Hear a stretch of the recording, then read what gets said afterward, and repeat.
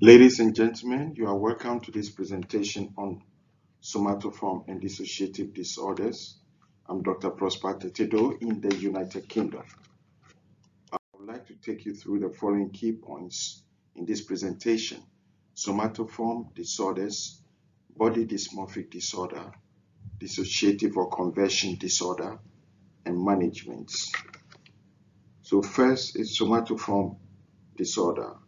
By somatoform disorder, these are multiple or recurrent changing physical symptoms which have a 2-year duration and 3 or more consultations have taken place, or investigations or even surgery have taken place during this period, and this has disrupted the social and interpersonal relationships as well as family relationships of the patients, and there's persistent distress as a result, and there's refusal to accept medical reassurance, and it affects various systems: the GIT, including abdominal pain, nausea, bloatedness, and loose bowel; in the cardiovascular system, breathlessness, chest pain is reported; in the genitourinary system, dysuria, and unpleasant sensations in the genitalia. Also, skin and pain may be reported, with pain in the limbs, the joints, and unpleasant numbness. Under this, we also have the hypochondriacal condition. In this condition, one or more serious physical disease instead of symptoms is reported of. So the patient names a disease, and it has a 6 months minimum duration by definition, with persistent distress, and it interferes with functioning in daily living, and the patient seeks medical treatment or investigation, and there's refusal to accept every medical reassurance. There are various types of hypochondriacal disorder, and there's preoccupation and also presumed body deformity.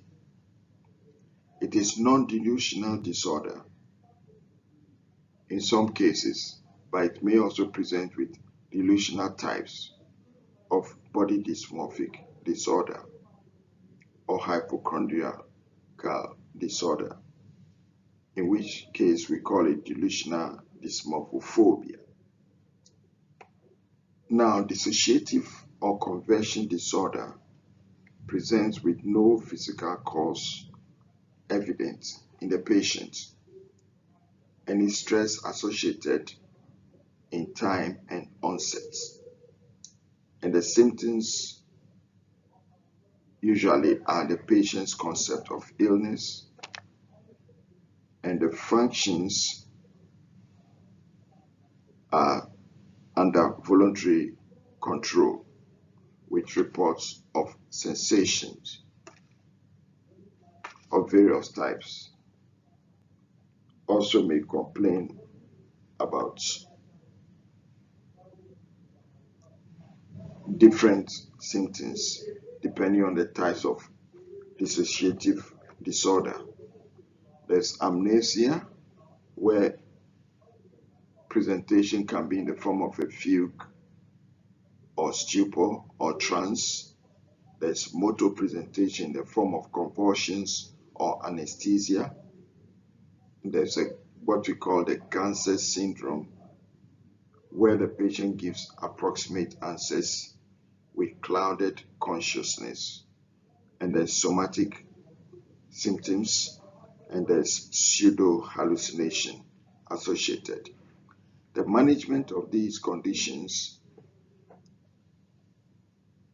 are